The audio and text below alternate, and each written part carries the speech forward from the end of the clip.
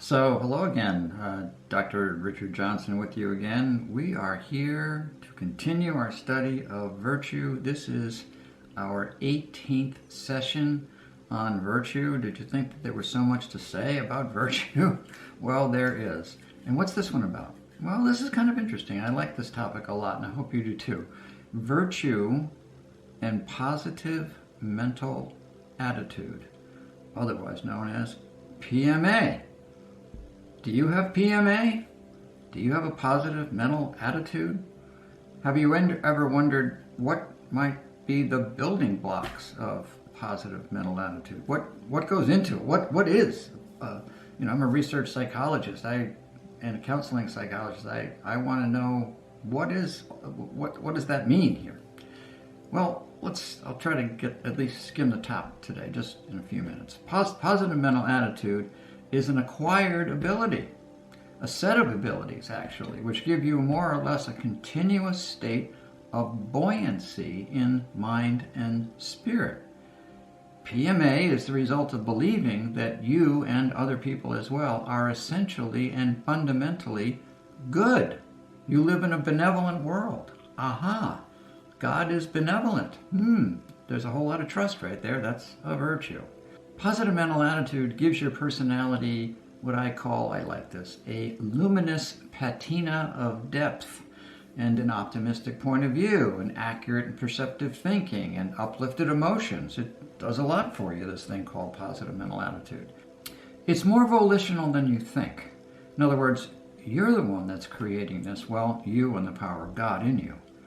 Have you ever heard someone say to you, "She's so happy all the time"? The world isn't like that. Her attitude can't be real. She must be putting that on. Well, such thinking actually comes from a person that doesn't have a whole lot of positive mental attitude, and they can't stretch to the notion that, they're in the presence of somebody who has something that they don't have. And this something that they don't have seems to be buoying them up, seems to be allowing them to be up and effervescent even. So building PMA means that you must take the challenge of life intentionally. Actually, this whole notion of intentionality is at the root of how we can allow the virtues to become evident in our life and to have an uplifted affect and move towards PMA.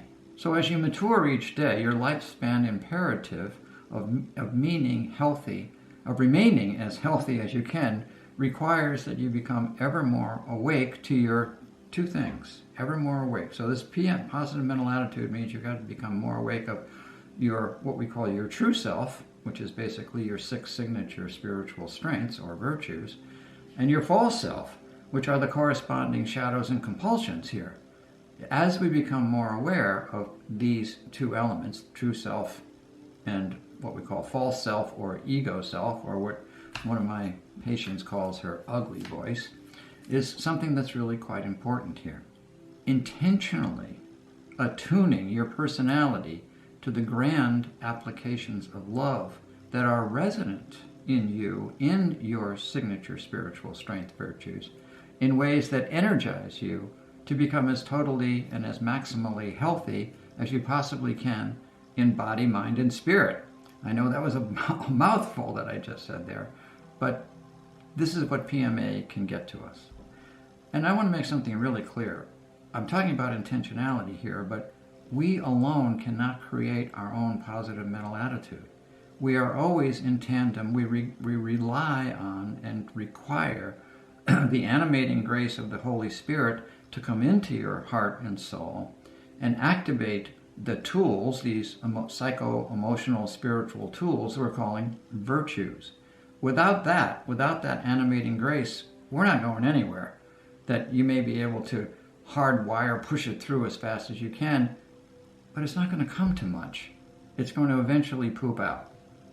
Dr. James Lohr was I think still a sports psychologist, and he said that in his book, Mental Toughness Training for Sports, he says, quote, "The mastering of competitive sport becomes a continuous process of self-transformation, change, and rebirth.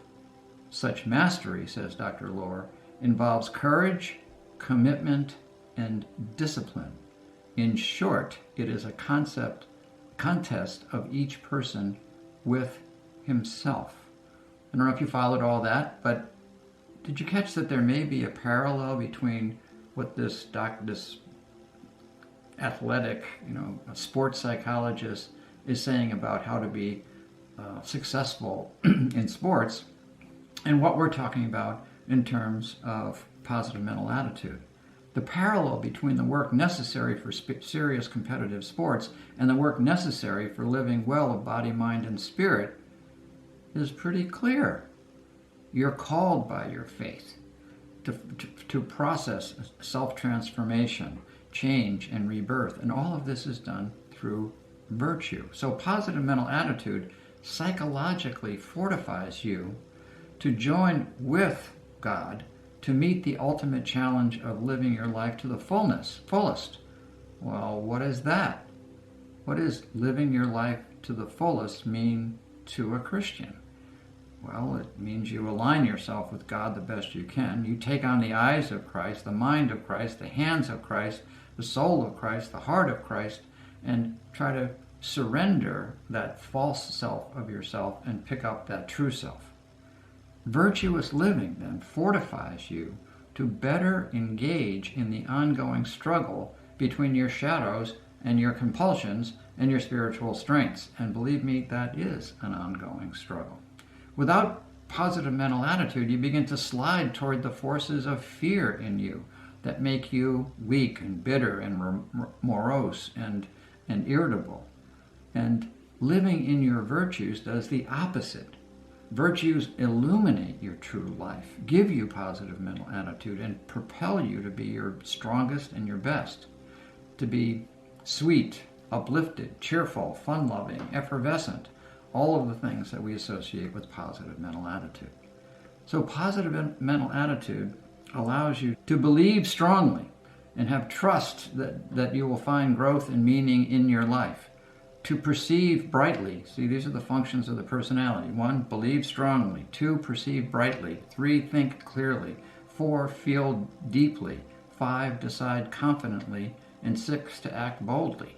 Well, we can't do that all the time, of course, but who wouldn't want those as a goal? Well, we're talking about positive mental attitude, and we're talking about the whole notion that the way and the route, the pathway to positive mental attitude is primarily through our virtues here. So your beliefs, let's say, your core beliefs become the bricks and the mortar of the foundation of positive mental attitude, or PMA. Here, your feelings can make or break your PMA. Your signature spiritual virtue strengths then bolster your self-confidence and control, sharpen your visualization and imagery,